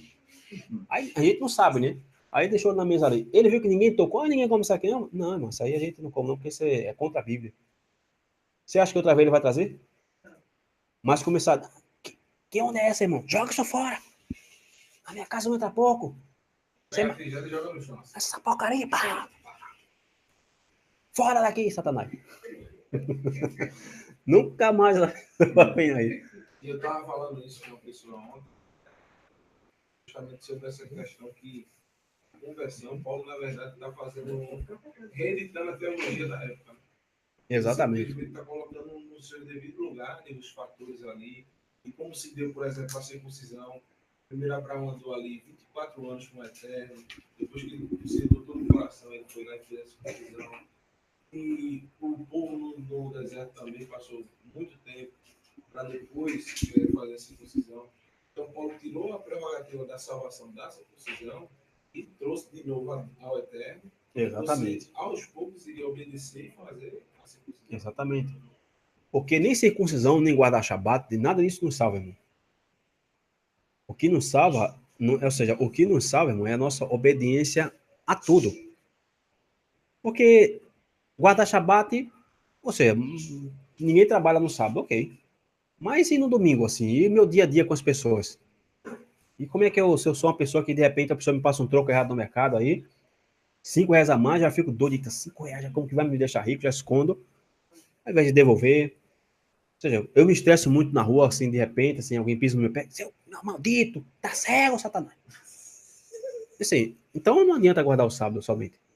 Nem o mandamento, irmão, salva. Os mandamentos foram nos dados porque nós somos salvos. E a demonstração de que nós estamos gratos ao Eterno pela essa salvação é que nós vamos obedecer. Nunca ninguém na Bíblia foi salvo por guardar nenhum mandamento. Porém, a pessoa que é salva, ela é o quê? É obediente. Porque em Hebreus fala o quê? Que o Messias é o autor e consumador da fé para aqueles que lhe obedecem. É uma coisa contínua. E conclui aqui o capítulo 15 dizendo: mas escreve-lhes que se abstenham das contaminações, dos ídolos, da fornicação, do que é sufocado e do sangue, porque Moisés, desde os tempos antigos, tem em cada cidade quem o pregue e cada sábado é lido nas sinagogas. Ou seja, e aqui já derruba por terra a teoria de que o gentio não guarda o sábado. Somente essas leizinhas aqui de não comer sufocado, porque se o gentio vai cada sábado na sinagoga, o que é que implica? Que ele vai guardar o sábado. Porque se ele vai cada sábado, tem que guardar o sábado, porque para entrar na sinagoga tem que ser no sábado. Então, irmão, diz aqui que vocês deixem tudo relacionado com idolatria, deixem tudo que vocês faziam como gentios agora, ok? Matrimônios ilícitos. E por que começa primeiro com comida? Por quê? Porque eles iam passar a conviver com os judeus, irmão. Sentam na mesma mesa. E judeu tem seus costumes. Você não podia chegar lá com tuas feijoadas, com tuas coisas. Eu trouxe aqui para ajudar a refeição do Shabat. Um sarapatel. Tipo, Ou seja, primeiro a gente tem que... Porque comida... Quando a gente se senta na mesa, o que é que se implica? Convivência, está convivendo com a pessoa. No momento em que a família realmente se reúne. Ou seja, às vezes a família não tem tempo para nada. Porém, é no jantar que se reúne, é no almoço. E aí, fulano, tudo bem? Ou seja, começa a conversar. Ou seja, você tem que conviver com os judeus. Então, você se afaste da comida, aprenda a comer, ok? Aprenda a se afaste desses matrimônios ali, dos gestos, da gíria, né? A gente são muito dado à gíria, né? Porém, você nunca viu um repórter aí na televisão, mesmo que ele seja do Rio de Janeiro, ele não fala com aquela língua de meu irmão. Nem fala oxente aqui. Ele não é repórter, oxente, não. A gíria é a gente que inventa, irmão. Não tem esse negócio de a gíria, somos nós que inventamos. Por quê? Porque a pessoa está falando ali para outras pessoas de outra cultura, de outro nível. Então, imagina para um judeu que era cheio de não me toque. Então, deixa tudo do lado aí, irmãos, e preste atenção no que vocês estão fazendo. Por quê? Porque comer com alguém influencia muito. Imagine, por exemplo, eu, ou um de nós aqui, somos cada um solteiro aqui, vamos se encontrar com alguém aí. Supor que eu me encontro com o Josiane. Eu peço lá um almoço, um jantarzinho, de repente, a gente senta na mesa lá, eu tô Josiane com a mão no osso, pondo o pé da galinha, pegando a cama assim, na boca, o prato caindo farelo pelo corpo. Eu vou querer namorar com a minha dessa. Ou imagine eu. Lá na rua aí chupando sorvete, e melando minha camisa todinha, e babando por aqui, pegando a toalha. Sorvete gostoso da calote, todo suado. Ela ia querer namorar comigo? Por quê? Não é porque eu sou ruim, não. Pelo meu costume. Então, se a gente faz isso justamente quando quer namorar com alguém, a gente imagina como eterno. Então, aqui, justamente, os apóstolos assumem que esses gentios iriam frequentar a sinagoga. E se iriam frequentar a sinagoga, pois eles iriam aprender o que na sinagoga? A Torá. E uma hora eles iriam sentir vontade de fazer a circuncisão. Então, voltando em Gálatas capítulo 2, para a gente concluir. Versículo 3 disse mais uma vez: mas nem ainda Tito, que estava comigo, sendo grego, foi constrangido a circuncidar-se. E por causa dos falsos irmãos, que se intrometeram e secretamente entraram a espiar a nossa liberdade que temos no Messias Yeshua, para nos porem à servidão. E o que a Bíblia diz o que é liberdade? Pois, Salmo 119, verso 44 e 45, assim observarei de contínuo a tua lei para sempre e eternamente, e andarei em escravidão ou em liberdade, pois busco os teus preceitos. Então, o que é que nos traz a liberdade? Uma pessoa livre, irmão, é uma pessoa sujeita a Deus. Uma pessoa que não se submete ao eterno é uma pessoa escrava do seu orgulho, escrava do seu eu, uma pessoa arrogante, um soberbo. Então, e a Bíblia fala o quê? Que soberbos serão o quê? Escravo do pecado. E é justamente o que fala aqui em João capítulo 8, verso 31 e 32. E Yeshua dizia, pois aos judeus se criam nele, se vós permanecereis na minha palavra, verdadeiramente sereis meus discípulos, e conhecereis a verdade, e a verdade vos libertará. Capítulo 17 de João, verso 17. Santifica-os na tua verdade, a tua palavra é a verdade. Então, a verdade é o quê? É a palavra do Eterno. E se a gente conhecer e praticar essa palavra, pois vamos ser libertos. Por quê? Porque o próprio Messias disse aqui que a palavra do Eterno é a verdade. A tua palavra é a verdade. Eu sou o caminho, a verdade e a vida. Ninguém vem ao Pai a não ser por mim. Ok? Em João capítulo 14, verso 24, disse, e Yeshua respondeu e disse-lhe, se alguém me ama, guardará a minha palavra, e meu Pai o amará, e viremos para ele e faremos nele morada. Quem não me ama, não guarda minhas palavras. Ora, a palavra que eu viste não é minha, mas do Pai que me enviou. Veja o que eu me sinto isso aqui, irmão. Que se alguém ama ele, guarda a minha palavra, e meu Pai o amará. Agora, se alguém não me ama, não guarda minhas palavras, ou seja, por isso que João fala também na sua carta, que aquele que diz, eu conheço, e não guarda os seus mandamentos, é mentiroso. E os mentirosos não têm parte com o Eterno. Por quê? Porque o Eterno é verdade. As trevas não têm nada a ver com a luz. Não estou dizendo aqui que ninguém minta, porque ninguém é perfeito, pode viver da mentira, porque se você conhece essas palavras aqui, e você não sabe que a palavra do Eterno é verdade, que os mandamentos é verdade, e não pratica, pois você vive da mentira. E quem é o pai da mentira? Pois Satanás. Então Satanás é quem vive nessa pessoa, não é o Eterno. Então qual era a palavra que o Messias vivia anunciando? Pois a Torá, pois os mandamentos.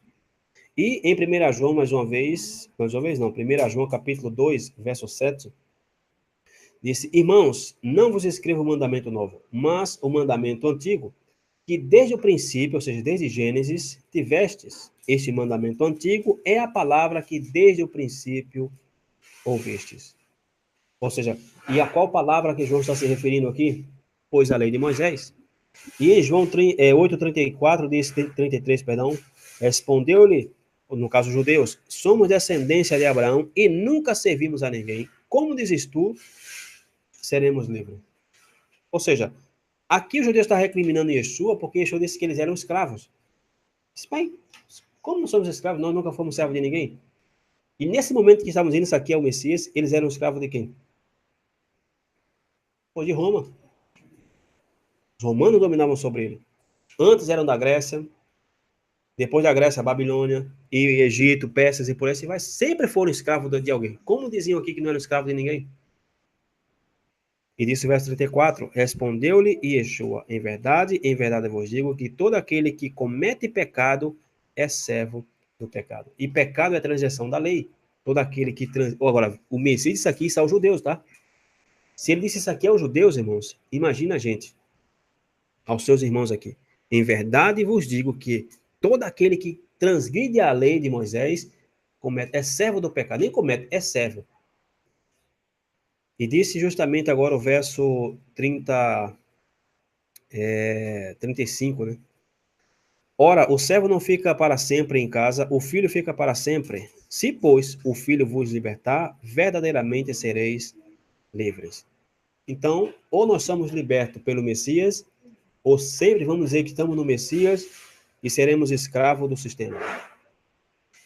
Porque isso é o que acontece, e principalmente nesse movimento de restauração. Pessoas que se dizem livres, porém, ao mesmo tempo, buscando outro ismo.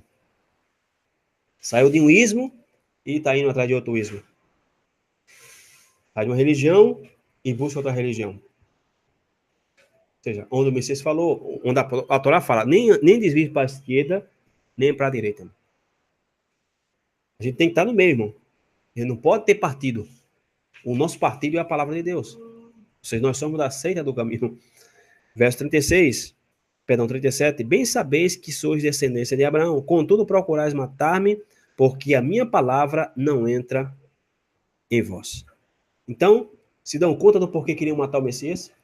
Porque o Messias falava o quê? A palavra do Eterno. E no capítulo 5 de João, verso 45, disse: Não cuideis que eu vos hei de acusar para com meu Pai. Há um que vos acusa, Moisés, em quem vós esperais. E por quê? Porque eles diziam que acreditavam na doutrina de Moisés. Porém, Yeshua disse: Não, vocês não acreditam na doutrina de Moisés.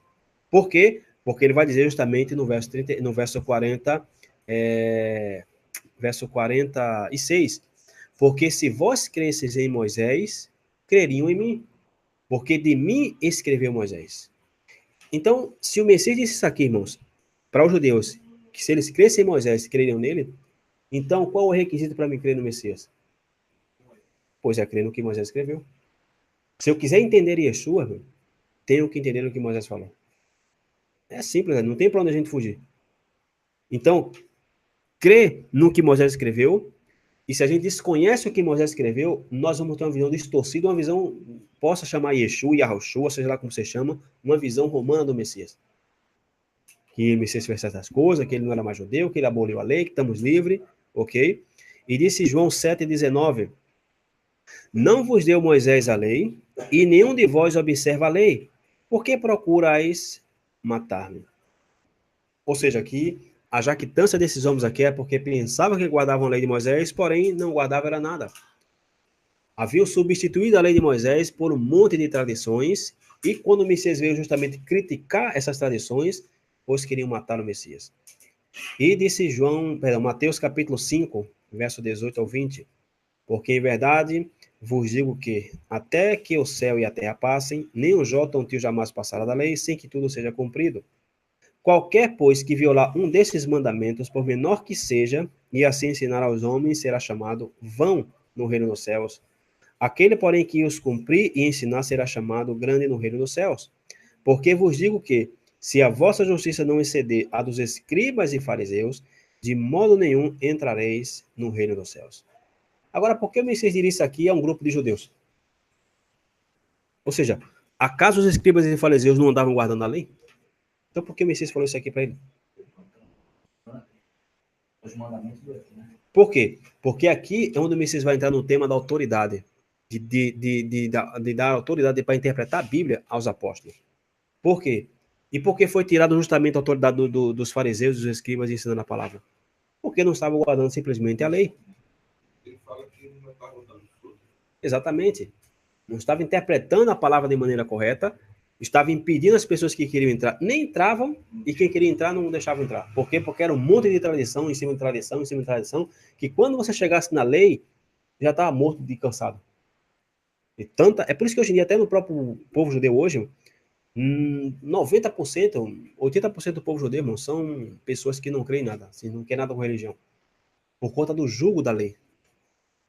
E hoje em dia você vê que há briga em Israel de grupos de judeus que querem abrir comércio no sábado e querem ter ser um estado laico. Por quê? Porque não é porque ele, talvez possa ser que sim, mas não é porque eles não queiram obedecer ao Eterno, por conta que eles muitas vezes não sabem nem o que é mais a Torá, irmão. Não é porque a pessoa é judeu que ele conhece a Bíblia, a Torá. Tem judeu que não sabe nem quem é o profeta Isaías. Tem aqueles vídeos daquele jovem que sai pregando em Jerusalém. A pessoa fica assim dormindo. Quem? Ele não sabe nem quem é Isaías, vai saber quem é Moisés. Por quê? Porque querem ser um Estado laico, ou seja, tanta tradição que as pessoas acabam se afastando. Então, em Gálatas capítulo 2, verso 5, disse, aos quais ainda por uma hora cedemos com sujeição, para que a verdade do evangelho permanecesse entre vós. E lembrando desses falsos irmãos aqui, que estavam espiando a liberdade dos discípulos, dos seguidores desses conversos, e esses falsos irmãos estavam dizendo o que aqui é eles? Olha, se vocês não seguirem a tradição, vocês não vão ser salvos. Vocês estavam querendo implicar o quê? Colocar julgo sobre esses novos crentes. Ou seja, eles estavam assim como vendo como se comportavam os conversos. É como no Colossenses, que Paulo fala, ninguém vos julga pelo comer. Porque quem estava julgando? Porque alguém só pode me julgar se eu estou guardando o sábado errado ou não, é quem é da fé. Um jeitinho não é dizer, não, você está guardando o sábado errado, não. Não sabe de nada. Quem vai me julgar se eu guardo o sábado bem ou mal é quem é da fé. Por isso que Paulo fala, ninguém vos julgue pelo comer, pelo beber, pelo anel, pelo dia de sábado. Por quê? Porque alguém da fé estava julgando. E quem era esse alguém da fé? Pô, essas pessoas desse mesmo nível aqui, que queriam impor tradições. Vocês têm que guardar o Shabat assim, gente, cheio de regras, cheio de tradições. Então, justamente aqui estavam observando como esses crentes se comportavam, tratando de fazer eles se submeterem às tradições rabínicas da época. Porém, o que Paulo disse aqui, no verso 5?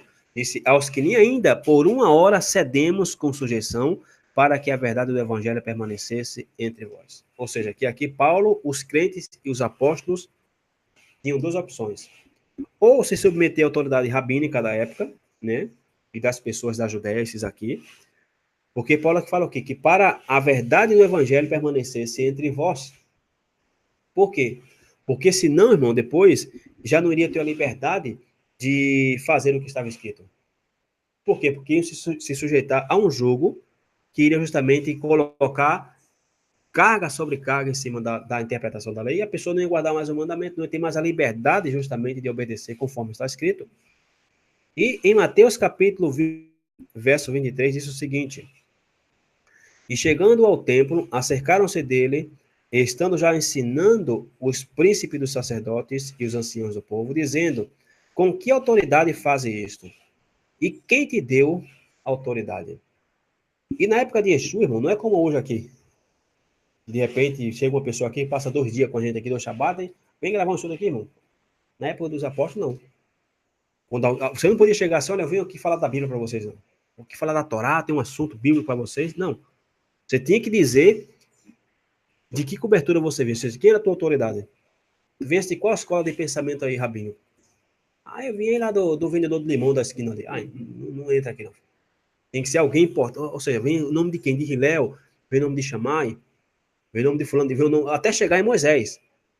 Porque essa era, é como hoje. Você vê aqui, quem é teu pastor? Ah, meu pastor é falando de tal, já fica meio assim. Ah, aquele que vende banana na rua. Ah, tá legal. Amém, irmão. Meu pastor é o pastor, o que dá congresso na televisão. Ah, rapaz, aí, aquele cara é fera, né? Mas fala aí, irmão. Ai, não, irmão, você não pode falar, irmão. À vontade. Não, passa o culto pro irmão. Pode falar à vontade, irmão. Irmão, só besteira no microfone, mas representando quem? Um pastor de renome, mas o vendedor do cachorro que ainda vai na igreja, ninguém dá bola. Então, naquela época, irmão, não se chegava assim, e vou falar da Bíblia sem mais nem menos. Tinha que ter uma autoridade que te ensinou para você falar. E no verso 24, disse, e Yeshua respondendo disse-lhes, eu também vos perguntarei uma coisa. Se me disserdes, também eu vos direi com que autoridade eu faço isto. O batismo de João, de onde era? Do céu ou dos homens? E pensava entre si, dizendo, se dissermos do céu, ele nos dirá, então por que não o crestes? É. Pega essa casquinha aí. Perguntando, eu vim em nome de quem? Então me diga o nome do batismo de João. Porque a palavra aqui dos homens, ou seja, que diz assim, do céu ou dos homens, aqui foi traduzida, a palavra céu aqui está ocultando o nome do Eterno. Porque o sinônimo de céu não é homem. O sinônimo de céu é terra. Então a palavra céu aqui, o batismo de João, era do Eterno ou era dos homens? Ou seja, com que autoridade João batizava? De Deus ou de vocês? Então eles ficaram, puxa vida, agora se lascamos. Por isso que quando João dizia assim, arrependei-vos, raça de víbora. Ou seja, e onde João estava mandando, ou seja, e ao que João estava mandando esse povo se arrepender, chamando raça de víbora. Ou seja, se arrependem e voltem a Torá, voltem à verdadeira autoridade dada a Moisés. Cara. Deixe de se submeter a autoridades humanas. Voltem ao que Moisés recebeu. Porém, a pergunta é, fizeram caso ao chamado de João? Tanto é que decapitaram João. E em Ezequiel capítulo 8, versículo 7, a gente vai ler agora, nos fala dos pastores que dispersam, e já estamos já concluindo, dispersam as ovelhas. E aí disse que o Eterno, ele iria justamente ao final de todo, dos últimos dias, iria tirar as ovelhas desses líderes, iria tirar essas ovelhas desses pastores assalariados, e ele mesmo é quem iria cuidar das ovelhas. Por quê? Porque a religião daquela época, irmão, havia se convertido em quê? Em um negócio. Ou seja, sempre, desde que o reino se separou, a fé se tornou assim algo... Ou seja, a história, veja como a história não se repete. Irmão. Ou seja, qual é o centro de desejo do cristianismo? É o dinheiro, irmão. Porque a gente passou aqui na esquina agora da casa da irmã Marina aqui, ó. Tem aqui uma igreja da esquina e para outra, uma de frente para outra assim. Acho que quando os pastores estão se falando, um vê o outro assim, ó. Rapaz, meu irmão, uma de frente para outra. Ou seja, qual é o propósito de uma igreja estar em frente à outra, irmão? Nem casa de jogo de bicho é tão junto assim. É um aqui, pelo menos, bota na outra esquina ali, irmão. Não de frente uma para outra. Tem uma linha vermelha, fica a Assembleia de Deus verde e a Assembleia amarela. Tem amarela. Parede com parede assim. Aí fica os pastores brigando. Quando passa um crente assim avulso, aí só falta puxar no braço da outra. Aqui é Black Friday da fé, irmão. Aqui é o dízimo, é 8%, ali é 10%. Por quê? Porque no tempo dos profetas era a mesma coisa, irmão. A história sempre se repete. A religião se tornou em um negócio. Porém, vem Yeshua e restaura. Porém, vejamos o que disse aqui Jeremias, capítulo 8, versículo 7. Diz: e até a cegonha no céu conhece os seus tempos determinados, e a rola e o grão e a andorinha observam o tempo da sua arribação. Mas o meu povo não conhece o juízo do Senhor. Como, pois, dizeis, somos sábios, e a lei do Senhor está conosco? Eis que em vão tem trabalhado a falsa pena dos escribas. Você se dão conta do que Jeremias está dizendo aqui, irmãos? Jeremias disse que, e é interessante que Jeremias aqui estava já vivendo uma prévia do exílio babilônico.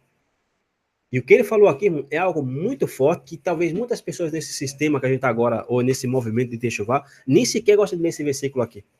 Por quê? Porque eles endeusam muitos rabinos, os sábios e os antigos, e eles falaram, e nós temos que fazer.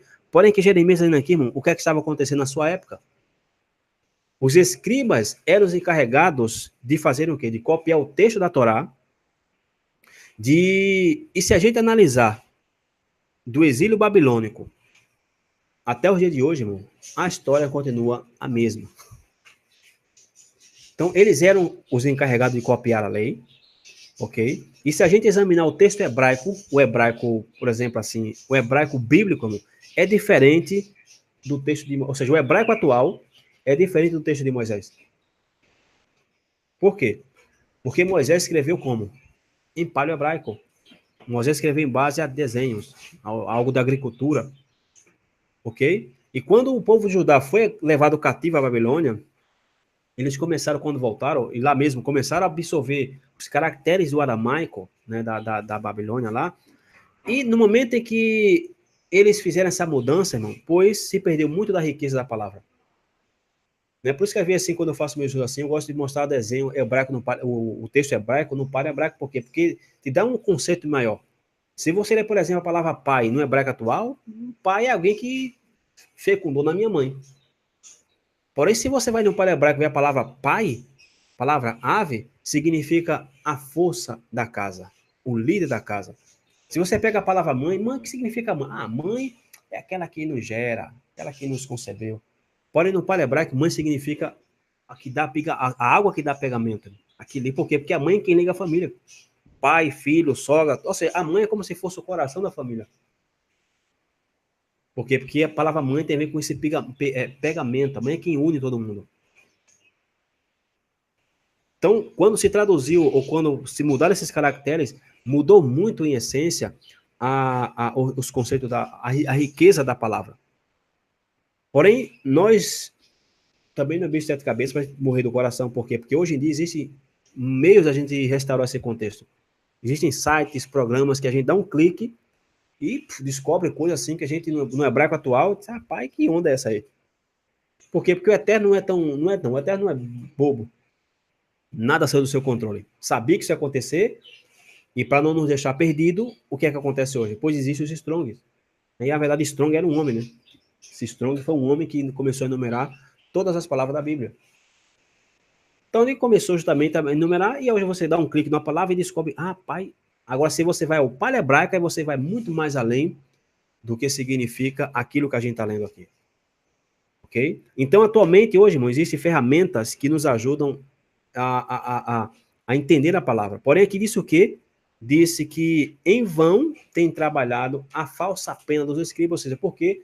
Porque os escribas mudaram também muito, a gente critica muito Roma, que Roma mexeu no Novo Testamento, etc. Porém, os escribas da época dos profetas mudaram muitos textos messiânicos através dos pontos maçoréticos, para você não ler uma referência messiânica. Porém, o que é que isso aqui de Jeremias? Em vão tem trabalhado a falsa pena dos escribas e fariseus. E não só Roma mexeu na Bíblia, o Antigo Testamento também foi mexido. Por isso que o texto da Torá, do paleo hebraico, e o texto da Torá atual, do hebraico atual, é um pouco diferente. E disse o versículo 9: os sábios são envergonhados, espantados e presos, eis que rejeitaram a palavra do Senhor. Que sabedoria, pois, tem eles? Olha aqui onde o pessoal enche o peito e diz: os sábios de Israel. Os sábios disseram assim, os sábios fazem assim, e os sábios disseram que assim nós temos que fazer. Porém, olha o que Jeremias disse aqui, ó. Eis que rejeitaram a palavra do Senhor, que sabedoria, pois, tem eles? Pois nenhuma. Ou seja, aborreceram a palavra do Eterno, então que sabedoria tem? Ou seja, se não tem sabedoria, pois já não são sábios. E disse... É a mesma coisa que quem rejeita Yeshua. Como é que pode ter sabedoria? Exatamente. Rejeitou a palavra. Exatamente. E disse o versículo 10: portanto, darei suas mulheres a outros. Veja como Deus aqui está agindo grosso com o povo de Israel, com os sacerdotes. Darei, pois, suas mulheres a outros, e os seus campos a novos possuidores. Ou seja, está falando aqui de dispersão. Dispersar vocês. Por quê? Porque as mulheres, ao ser levadas justamente em cativeiro, muitas vezes eram estupradas, como é que chama agora? Até estrupadas, eram abusadas. Então, era de outro homem, né? Porque isso era que fazia justamente, por isso que no judaísmo se chama o Messias, não no judaísmo todo, mas em uma parte se chama Yeshua de Yeshu Bar Pantera, que segundo eles, Maria teve uma relação sexual com um soldado romano. Por quê? Porque quando eles invadiam, via mulher bonita assim, ele catava mesmo. Não queria saber se era judice, não era. Matava o marido, ou fazia escravo, e fazia o quê? Então isso aqui, portanto, darei suas mulheres a outros, os seus campos a novos possuidores, porque desde o menor até o maior, cada um deles se dá à avareza. Olha por que vai a dispersão. Desde o profeta até o sacerdote, cada um deles usa de falsidade. Tudo por conta de dinheiro. Então, se Deus agiu assim severamente com o povo de Israel, que garantia nós temos hoje que ele não vai agir assim com esse sistema que diz que está anunciando sua palavra hoje? Então, o que movia eles aqui era a avareza, o engano. Então, voltando aqui a Gálatas capítulo 2, verso 6, disse: e quanto àqueles que pareciam ser alguma coisa, quais tenham sido no outro tempo, não se me dá. Deus não aceita a aparência do homem. Esses, digo que pareciam ser alguma coisa, nada me comunicaram. Ou seja, Paulo fala assim, tão simples do sábio, por quê? E dos famosos. Porque Paulo está falando aqui dos sábios, dos que se dizem sábios. Por quê? Porque Paulo sabia que a sabedoria deles era vaidade. Tanto é que Paulo, quando creu no Messias, o que é que ele fez? Tudo o que ele tinha de sabedoria que ele aprendeu na religião, ele disse: eu tenho isso como esterco. Isso é vaidade, isso não vale para mim. O que vale agora é a sabedoria da palavra do Eterno, que vem do Espírito do Pai. E disse 1 Coríntios capítulo 1, verso 21, visto como na sabedoria de Deus, o mundo não conheceu a Deus pela sua sabedoria, aprove a Deus salvar os crentes pela loucura da pregação. Ou seja, atualmente uma pessoa, se ou seja, por mais que ela trate assim, ou se uma pessoa ela trata de falar de maneira simples, do que está escrito, irmão, é muito mais fácil. Quando a gente quer enfeitar o pavão, a gente sai por ridículo assim. Né? Quando a gente fala de maneira simples, né? Porém, se a pessoa assim já está tão doutrinada, tão cheia de conceito, que já quer mostrar que ela também é sábia, ou seja, o que é que ela vai acabar fazendo aí? Ela vai perder a simplicidade da escritura e vai estar justamente expondo não a Bíblia, senão o seu conhecimento, a sua inteligência. E disse o versículo 7, antes, pelo contrário, quando viram que o evangelho da incircuncisão me estava confiado, como a Pedro a da circuncisão. Ou seja, Pedro recebeu o apostolado, irmãos, para pregar para quem? Pois aos judeus. Aqui está a prova que nem sempre, quando na Bíblia se fala de circuncisão, está se falando de do mandamento em si. Está falando aqui de pessoas. Porque para um judeu, naquela época, chamar alguém de circunciso era uma pessoa que não guardava a lei. E chamar os circuncisos eram os judeus. Então, Pedro recebeu a ordem de pregar para os judeus, ok? Aos circuncisos, e Paulo recebeu o mandamento de pregar para os incircuncisos, para as tribos de Israel. E conclui aqui dizendo o seguinte: porque aquele que operou eficazmente em Pedro para o apostolado da circuncisão, ou seja, dos judeus, esse operou também em mim com eficácia para com os gentios. E conhecendo Tiago, Cefas e João, que eram considerados como as colunas, a graça que me havia sido dada, deram-nos as destras em comunhão, comigo e com Barnabé, para que nós fôssemos aos gentios e eles à circuncisão, ou seja, aos judeus. Recomendando-nos somente que nos lembrássemos dos pobres, e eu disse aqui também dos pobres, o que também procurei fazer com diligência. Então vejam como o Eterno faz as coisas, todo ao contrário. Pega um pescador para falar com os sábios, e pega o sábio para falar com os peixes.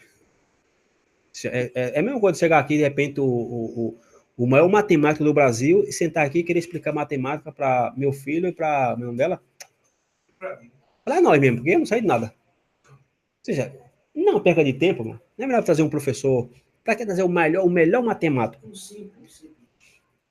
Professor simples. Por que enviar Paulo aos gentios, um homem que falava coisa assim, que nem Pedro, que como judeu entendia, imagina um gentio entender Paulo. Por quê? Porque Paulo recebeu uma revelação do mistério, que quando ele falasse de algo, os gentios iam saber, peraí, eu não sou gentio, cara. Ia fazer esse gentio recordar o seu passado, quem ela era. Esse rapaz, eu não sou gentio, cara. Será como que Paulo fosse justamente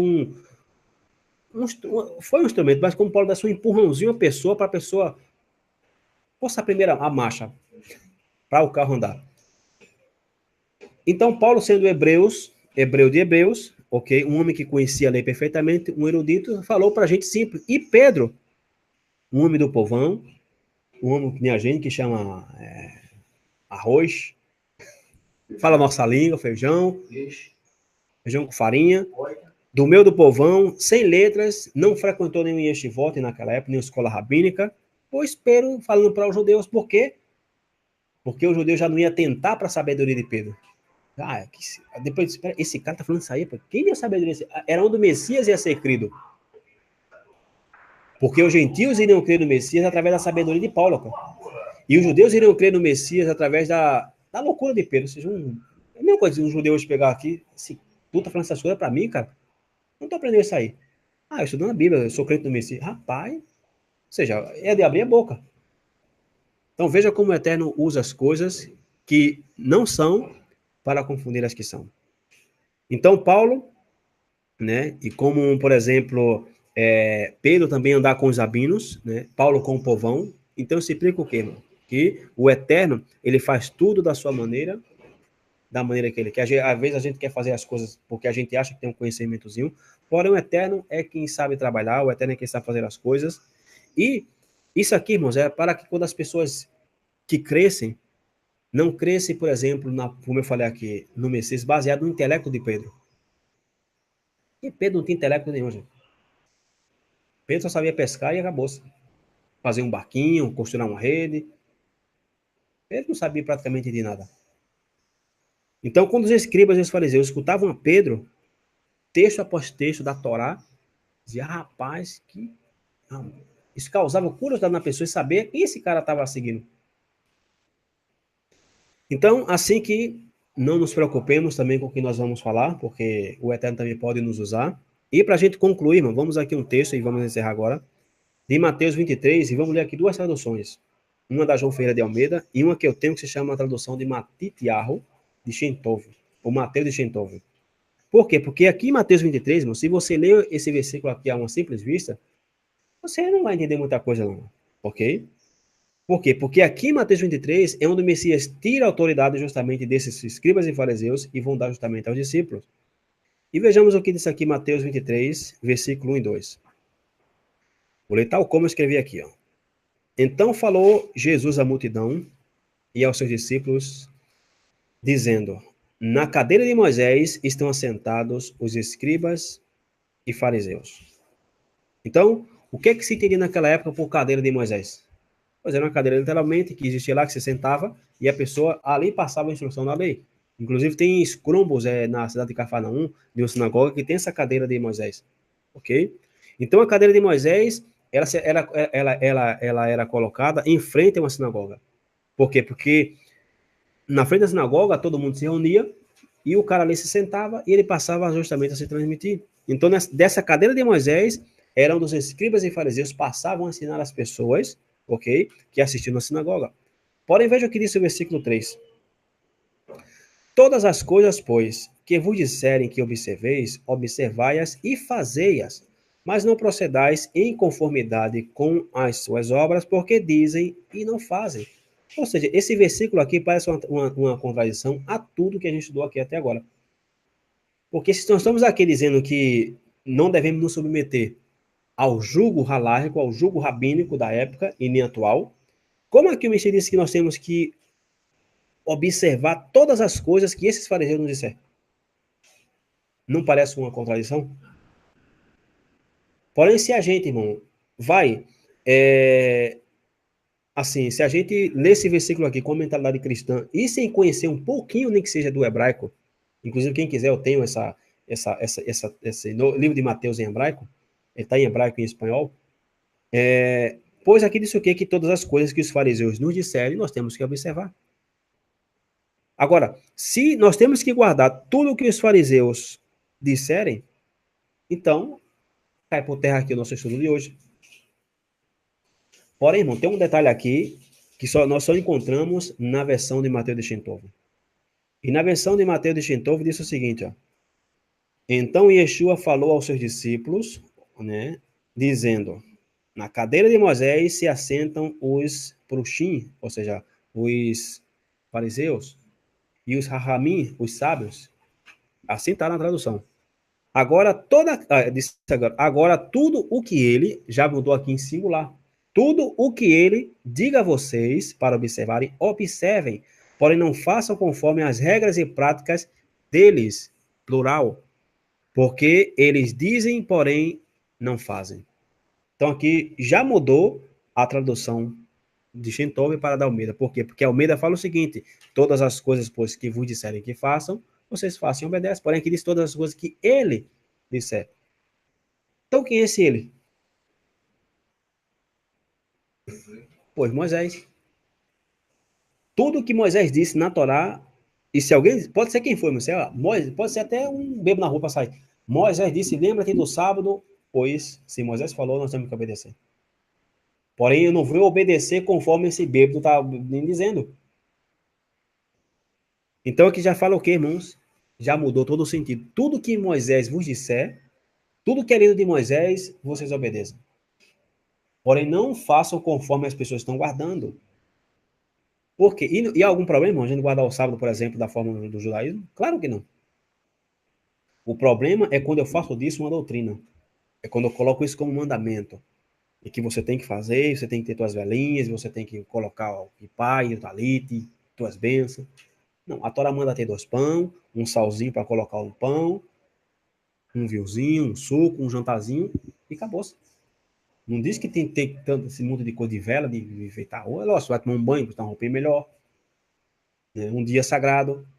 Pode não é obrigado a fazer. Agora, se eu quero fazer, não há nenhum problema. Agora, dizer para você, irmão, cara, rapaz, eu fui no seu Shabbat, não gostei não, irmão, cara, porque o senhor não fez nada disso aí, tão simples que estava. Imagina a época de Yeshua, tudo sentado no chão, procurando uma vela para acender, e cadê o talite, e cadê... Ou seja, não existia isso, irmão. Isso é só para embelezar o Shabat. Quem quer fazer, ótimo. Então, aqui concluímos, né?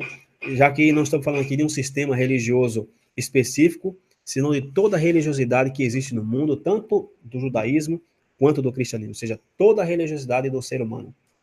E nós temos que sair fora de todas essas coisas. Nós temos que obedecer o chamado do Eterno. Então, que o Eterno nos abençoe, que o Eterno nos guarde. E shalom aqui as pessoas aí que nos acompanharam pelo YouTube, Reinaldinho, Marcos Aurélio, Márcia dos Santos. É a senhora? Ah, Márcia dos Santos é a irmã que agora... Não estou lembrando onde ela é, mas estou sabendo quem é. Yakov, Angelita Costa. Deixa eu ver mais aqui. Raya Hazaki, Yakov, Leninha Ferreira. Shabbat Shalom, irmã Mara, amém. Ivan, Denise, Maria Cristina, não tem nenhuma pergunta. Auxiliadora. Auxiliadora é irmã da irmã Cátia, né? Amém, Shalom. Ok. Então, meus irmãos, Shalom a todos vocês, que o Eterno abençoe e até a próxima.